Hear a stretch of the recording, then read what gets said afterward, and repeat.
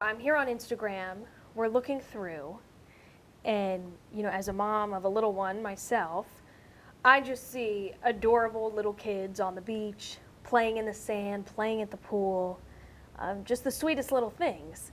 And it's rather innocent, but what would a predator see when they search this hashtag? Well, and I think you bring some great points. So the Child Rescue Coalition, who is very good at searching these things out and keeping children safe, have put these hashtags as these dangerous points of intersection. And so as a father and a grandfather, I too see what you see, and that is innocent children enjoying moments of innocence. And these moments of innocence are then posted by parents and grandparents and caretakers to share those moments of innocence across the spectrum of the internet family. We want to share the happy We moments. want to share those happy moments and those moments of innocence and happy moments. But a child predator sees something much different. Their eye immediately goes to sexual gratification.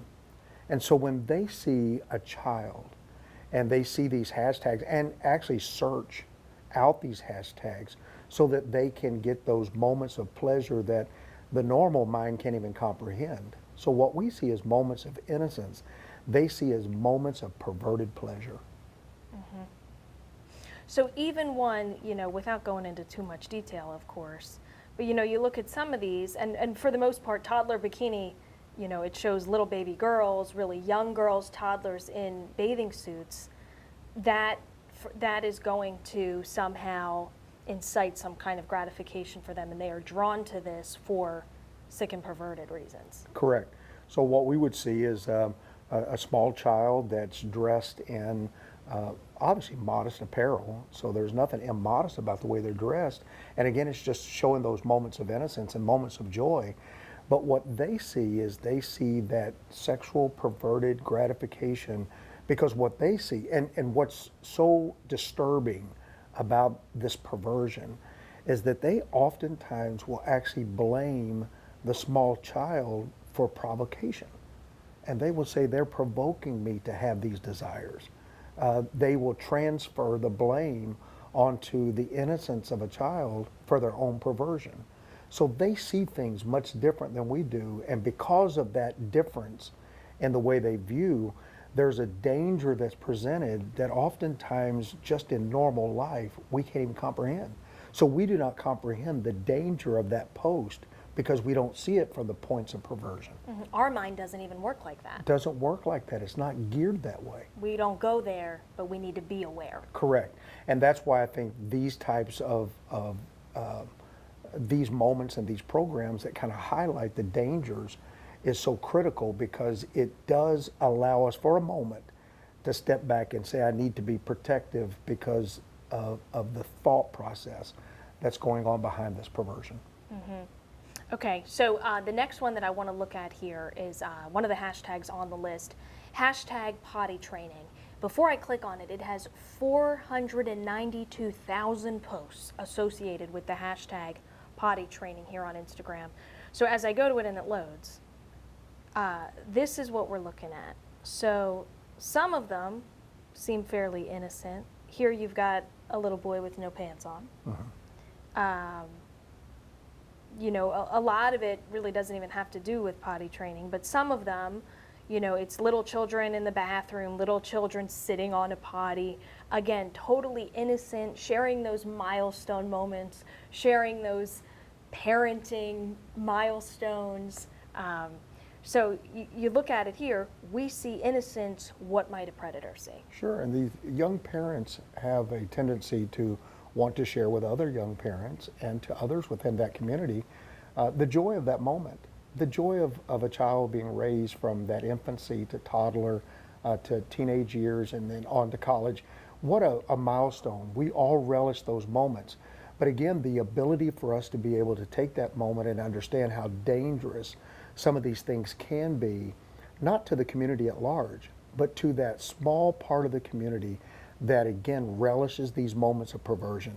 So in that dark mind of that perverted individual, they look at something that we see as innocent and they see as provocation. And that provocation is a provoking to their own sexual gratification. And it's perverted, They are perverted in how they think, and it's absolutely the dangerous mindset that we're looking at. Now let me ask you this. My thing is flickering a little bit. I think we're all right. My light flickering. What might a predator, you saw how easy it was for me to search that. All you have to do is have an Instagram account. All of these posts are public, so if you click on the hashtag, there's thousands and thousands of pictures of children being potty trained. So it's that easy to find them, especially when you search through the hashtag. So what might a predator do with, let me just fix that light real quick, I'm so sorry. No, you search the hashtag potty training, you saw how easy it is to have thousands and thousands of photos come back that you're easily exposed to. So all you have to do is have an account, you search that hashtag, and all of these photos are public. So there really are endless photos that you could look through, very easy to access. What might a predator do with these pictures? Well, I think, first of all, the general public really has no comprehension of how motivated these sexual predators are to find these innocent victims. So they are very, and I want to use it in the proper term, they're very pervertedly skillful in being able to try to track down images of perversion for them. And so when they begin to track that through a hashtag, they're doing that on a hunt. They're hunting for their own pleasure. And so when, again, we view it as images of innocence and put that hashtag in a young parent who is so joyful about this moment and throws it out on the internet, the predator otherwise is like a predatory shark that smells blood in the water. They begin to search that diligently and they know these hashtags.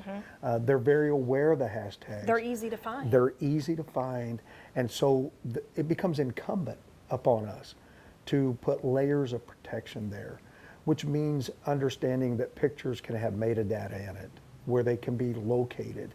So a public picture that's posted with location services on has a file in there that puts longitude and latitude. A predator knows that, and they're able to strip those pictures and begin to do that predatory search for their own gratification.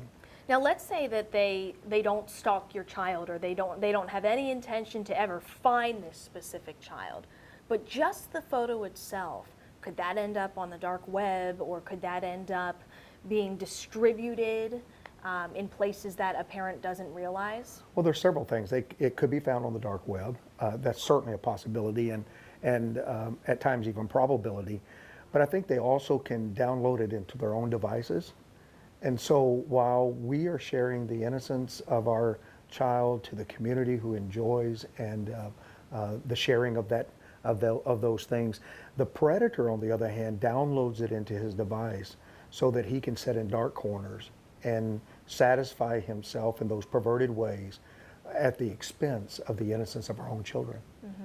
All right, so the last one I just want to look at with you, and I don't know if I'll put this on the news tonight, but once you sit here and you start to look through the lens of a predator and you start to look at it from that different point of view, this really does become alarming. So there's this hashtag naked kids.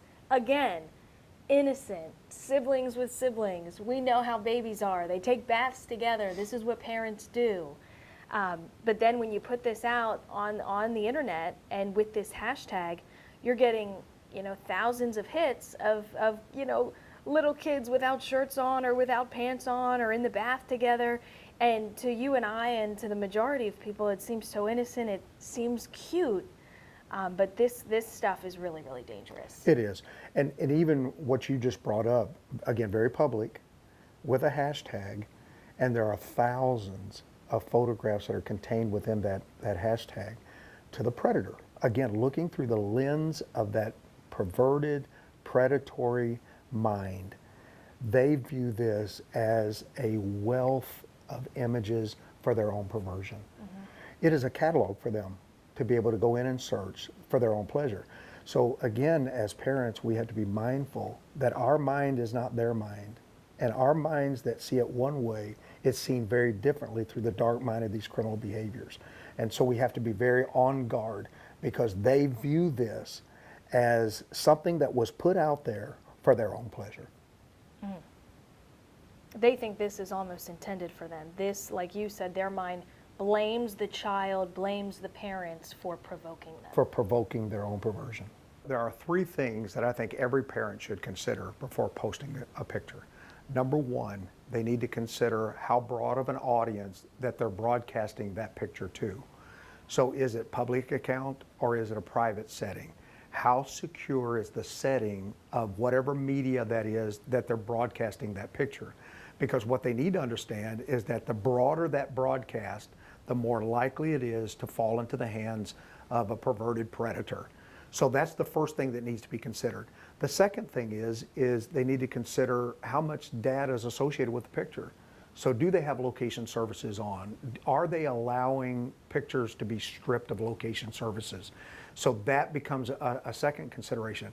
And I think the third consideration is just a general safety consideration and understanding that as much as we protect our children in the analog world, we need to give the same consideration to protecting our children in the digital world. Mm-hmm. So privacy settings, location settings, you've got to brush up on those, look through those every couple, maybe even every couple months, because they change on some of these apps. It happens when you don't even realize it. Right, and social media can come from your social media, can come from apps on your mobile devices, and so understanding kind of where the world is evolving to and how the apps, gaming systems, and online social media is evolving to is always critical, and a parent has to take the same consideration in that digital world as they would in the analog world. Mm-hmm. So, if you do have, if you're going to post pictures of your kids out there, but you have your privacy settings on lockdown and you know exactly who the audience is, that's a safer way to share with the intended people you want to share with, or at least that's a safer way to keep the bad guys away from your photos. Sure, and so we look at it from a law enforcement perspective. We always consider convenience versus security, and it really is like a seesaw. So the more convenient something is, usually the less secure it is. The more secure something is, actually it seesaws the other way, and the less convenient it is. And every one of us has to make a very concerted decision as to where that balance is in our lives. And in our own personal lives, that balance is very critical, but can you imagine in the lives of our own children that we're responsible for making that call? That balance has to really be considered, convenience versus security. And these hashtags, especially the ones that, these hashtags that are in the public arena, make it so convenient for the predators to access some of these photos that, could be used, like you said, for the wrong reasons. And therein lies the quandary, is that a hashtag makes it extraordinarily convenient to hunt down those images. So therefore, we have to consider how secure do we want to make that and really make that part of our consideration. Mm-hmm. Okay, anything else that you want to add in terms of, just to drive home the point that, these photos, a lot of photos you put on the internet could end up, in the wrong places or distributed, or anything like that you think is important? Well, in the law enforcement world, one of the most chilling calls that we can receive is the call of a child that's in danger, whether that be a runaway, missing, or someone who's been exploited. It is the most dangerous, the most chilling call that law enforcement can receive. And so I think one of the things we have to look at is not what happens always what happens after the fact, but how do we prevent this from happening? So prevention becomes a key in making sure that our kids remain safe.